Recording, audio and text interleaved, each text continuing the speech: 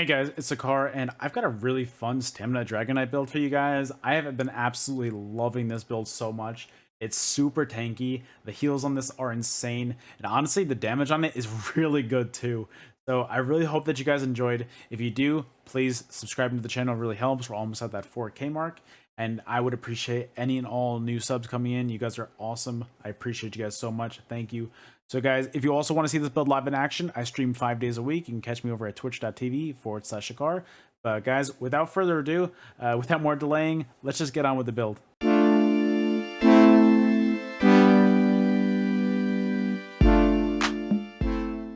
Alright guys, let's get started. First things first, we're going to look at our character sheet. We're going to be an Imperial on our StamDK. Imperial is my favorite class for StamDK because of the reduced cost passive that you have on all of your abilities, not just your actual skills, but your break free, your roll dodge, all of that is buffed by your Imperial passive of that reduced cost. So I really like that.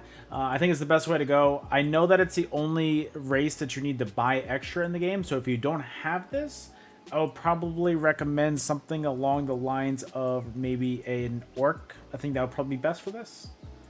Our attributes are going to be 17 points into health and 47 points into stamina to give us a max magic pool of 15.1, a max health pool of 32k, and a max stam pool of 22.6k. Our Mundus Stone is going to be the warrior to increase our weapon damage as much as possible. And we're going to be using Orzoga Smoked Bear Haunch to increase our max health by 4,300 and our stamina and magic recovery by 369. Orzoga's is the best food in the game, in my opinion, right now. But if you can't afford it, there's another food that's really good that's about the same thing called Jewels of Misrule. Right here. It's basically the same thing. You just lose a little bit of health and a little bit of recovery. But honestly, it's not even really that noticeable. So if you can't afford the Orzogas, I know it's expensive. Just use this instead. And then, as always, we're going to be Vampire Stage 3 to reduce our damage taken and the lower health we are. The Undeath passive from that is absolutely massive, and I definitely recommend it. Our gear is going to be, as our monster set, we're going to be using medium Bloodspawn helmet and shoulders, both in Impen. Bloodspawn is the best monster set for DK, in my opinion. The amount of recovery that you get from it due to your resource management because you get your ultimate, and DK is really heavily reliant on building up your ultimate. Bloodspawn is just too good for this, so I really like this for this build. Our chest piece is going to be a Mara's Bomb chest piece in the reinforced trait. Mara's Bomb is going to be on both bars on this build, and I honestly love it. It makes you so unbelievably tanky. The 2-piece gives you armor, the 3-piece gives you crit resist, the 4-piece gives you healing taken, and then the 5-piece is when a negative effect is removed from you, you restore 2,160 health, and it can occur once every second, so that is proccing very frequently. And then when you take damage and you have 6 or more negative effects, you restore 2160 health per negative effect, and then you cleanse all of them as well. So that is absolutely so much healing from that, and it is just so unbelievably OP and broken. There's a reason why so many people are using this right now. I know it seems cheesy, but it's so good, and I'd so recommend it, trust me. So again, a heavy reinforced chest piece to increase our resistances as much as possible. Our hands are going to be heavy Mara's Bomb in Impen. Our legs are going to be heavy Mara's Bomb in reinforced. I don't know why I'm saying heavy. It's Mara's Bomb is a heavy set. And then our feet are going to be Mara's Bomb Impen in heavy. As why did I say it again? Anyways. And then our extra slot on this build is just going to be 1-piece trainee to increase our max health because we have 1 extra slot on this build, and trainee, in my opinion, is the best one for that. Our ring is going to be Mara's Bomb, again, in the weapon damage enchantment with a bloodthirsty trait on it. Our mythic on this build is going to be Pale Order in the bloodthirsty trait with a weapon damage enchantment on it as well. Pale Order is going to, basically what it does is restore 20% of the damage you deal as health. So if you hit somebody for, let's say 4,000, you're going to get 20% of that damage back, but back to you as health. So it is very good for your healing. It really keeps your damage up a lot, or your healing up a lot when you're just going offensive and doing damage on a lot of people. And I really, really, really think that this is so important to this build. I definitely recommend this so much. Please don't be like, hey, what else can I run on this build? But I don't have Pale Order. If you don't have this, I would definitely recommend running a different build. Maybe do something like a Mara's Bomb back bar and something else on the front bar. But honestly, Pale Order makes this so good, and I definitely recommend it. And then our other jewelry piece is going to be a necklace of the Potentates in the Bloodthirsty trait with a weapon damage enchantment on it as well.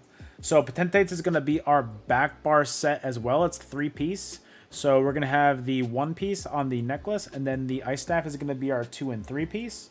And the 2- and 3-piece gives you reduction from players damage by 3%, which is honestly pretty helpful. And then reduces the cost of your ultimate by 15%. So your corrosive is going to be a lot more frequent, and I definitely think that it's a really good way to help your sustain a lot. It's a really good way to sustain corrosive and just do so much damage.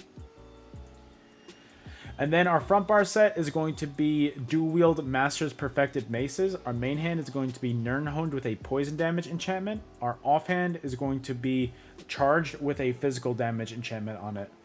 Master's Dual Wield is going to buff your Twin Slash damage and give you a little bit of crit chance as well. I really like this. It really makes your damage a lot higher. And then on top of that, the healing that you get from just activating that on somebody with your Pale Order is a lot of damage. And then finally onto our skills. Our front bar skills for our damage is going to be Molten Whip. This is going to be your main burst damage, but you want to 3-stack this, so don't just spam this right away. Every time you activate an Ardent Flame ability, you gain a stack of Seething Fury, increasing the damage of your next Molten Whip by 20%, and your weapon and spell damage by 100 for 15 seconds. So your other 2 Ardent Flame abilities are going to be Noxious Breath right here, and Venomous Claw. So once you hit those 3 times, it doesn't matter if you hit like Noxious 3 times or Noxious twice and then Venomous once. Once you get to that 3-stack, you can hit your Molten Whip, and you're going to hit a lot harder than if you don't have a stack up. Shattering Rocks, this is going to be your main CC on this build. It can go through block, which is why I really like it. And also you heal when they CC break, so that is huge as well. And then Blood Craze, this is going to be your main spammable on this build, and it's also going to be what buffs your Master's Dual Wield, or vice versa. And the dot damage on this is really heavy, and I really like this a lot. It does a lot of damage with your Master's Dual Wield. Noxious, this is going to be what you're going to want to start a lot of your fights off with. And if somebody's roll dodge spamming, use this on them. It goes through roll dodge. And on top of that, it afflicts your enemies with Major Breach, reducing their physical and spell resistance by 6k. It is definitely necessary. I love this ability. It really makes you hit a lot harder following up after this. And then Venomous Claw, this is a great source of extra dot damage. To just put this on your enemies and just let the pressure take over with your 3 dots between your Blood Craze dot, your Noxious dot, and then your Venomous dot. Those are 3 huge dots that really do so much damage over time, especially when you go into Corrosive. And then on top of that, the amount of healing that you're getting back from 3 dots is insane. I definitely recommend using these 3 abilities. I was using, sorry, before I move on to the ultimate, I was using Flames of Oblivion, and that is a nice source of extra damage, and your Major Savagery as well is huge, but not having a CC, I felt, was not worth not running Shattering Rocks. So I prefer Shattering Rocks, but if you want a little bit more damage, use Flames of Oblivion. And then Take Flight, this is going to be your ultimate on your front bar. I prefer using Corrosive, but honestly, this is a great way to secure a kill. Take Flight does a lot of damage, and if you could time that properly with a 3-stack whip, it does a lot of damage. Then our back bar abilities, Igneous Weapons. This is going to be your source of Major Brutality, increasing your weapon damage by 20% for 1.2 minutes. So this is a really long buff, and you really don't need to worry about this on anybody. It's a kind of ability that you can press once and then kind of forget about it for a long time. Race Against Time, this is going to be your snare removal, and it's also going to be your source of Major Expedition and your Minor Force. So it's going to get rid of any snares on you and make you immune to them for 4 seconds. It's also going to make your movement speed be increased by 30% and your critical damage be increased by 10%. Resolving Vigor, this is going to be your main heal over time for 5 seconds. And then on top of that, you're also going to be getting Minor Resolve, increasing your physical and spell resistance by 3k for 20 seconds. Coag, this is going to be your main burst heal, so when you're taking too much damage for your Pale Order and your Resolving Vigor to take, hit this and you will basically be back to full health. It is a great heal, and it is very expensive though, so don't spam this. But honestly, this is a great way to heal up. And then Volatile Armor, this is going to be your source of Major Resolve, increasing your physical and spell resistance by 6k for 20 seconds. And then on top of that, you also put a dot on enemies too, so honestly, when you have a lot of enemies on you, hit Volatile Armor. It's going to put a dot on a lot of them, so it's going to help your healing for your Pale Order. And then if you have an opportunity, hit Noxious on them. That's 2 dots on a lot of people. The amount of healing that you get from Pale Order, please don't sleep on that. That is amazing, and it really helps me survive in a lot of situations, and it really makes me tanky. And then finally, our backbar ultimate is Corrosive. I put Corrosive on literally every single Dragonite build that I have, and I have been doing this for I can't even tell you how long. There's a reason for that. Corrosive is OP. It makes you so tanky. It limits your incoming damage to 3% of your max health, so super tanky. You deal poison damage to nearby enemies for 12 seconds, every 12... Sorry, I can't speak right now. For 12 seconds, which, again... that's going to help your Pale Order, and the amount of dot damage from that is really good. And then the most important part is, while active, the ability, you get to ignore your enemy's physical and spell resistance the entire time. So you are hitting like an absolute truck. It is amazing. Your dots are shredding on them. I love it so much. Sorry guys, it's been a long day, and we're finishing this up right now. We're going to do our champion points, and then we're going to call this video. Let's go.